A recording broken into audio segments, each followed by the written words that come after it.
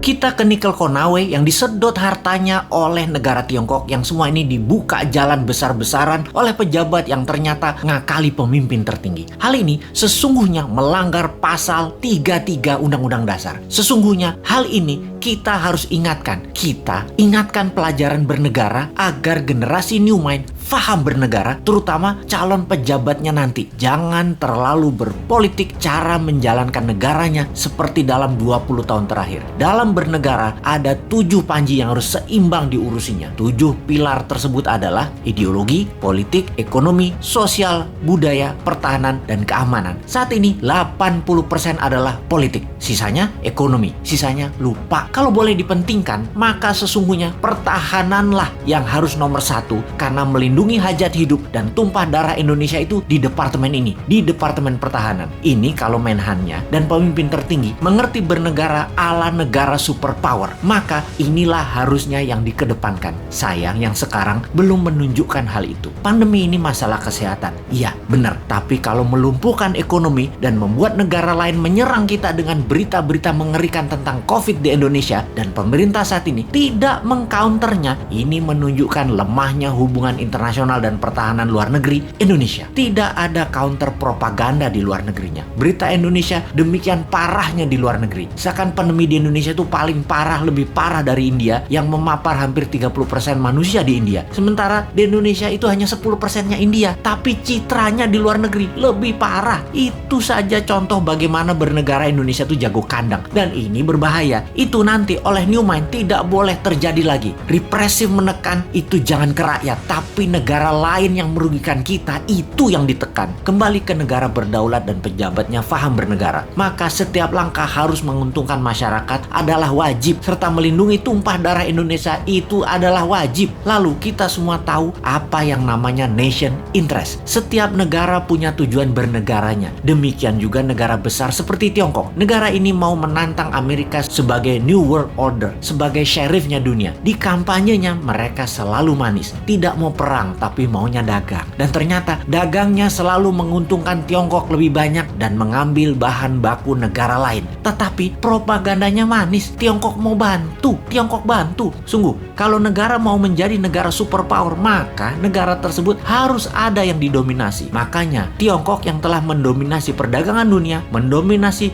distribusi dunia, mendominasi produk murah, mau mendominasi energi yang namanya baterai. Untuk mendominasi baterai, mereka perlu nikel. Untuk itu, nikel terbesar di dunia hanya ada di Indonesia. Mereka mainkanlah. Pokoknya bagaimana caranya bikin semua orang silau, tak melihat niat jahat tadi yang terlihat nolong pindah gede-gedean tambang nikel dan pabrik smelter, mengambil secepatnya bahan baku Indonesia mumpung masih berkuasa dan dibukakan jalan. Dijanjikannya Indonesia akan punya pabrik baterai, tapi bahan bakunya dihajar habis dulu sampai habis. 3 tahun lagi rasanya cukup buat mereka hajar habis tambang tersebut dan menjadikan Tiongkok punya cadangan selama 20 tahun ke depan untuk jadi raja baterai dunia. 90% keuntungan nikel adalah kalau dijadikan baterai, dan itu strategi Tiongkok. Sementara kita dapat taiknya Tiongkok. Sudah sejak 4 tahun lalu kita berjuang mengingatkan bahayanya tambang nikel di Sulawesi karena tidak menghasilkan keuntungan apapun buat Indonesia atau kurang menghasilkan keuntungan buat Indonesia. Buktinya kita masih ngutang bernegaranya. Sementara kalau nikel jadi baterai tanpa asing, maka hutang plus tidak ngutang lagi adalah sebuah kepastian. Oh lupa, doktrin di kepala para pejabat Indonesia saat ini kan Indonesia tidak mampu berdiri sendiri tanpa asing. Wahai pejabat, realistiklah.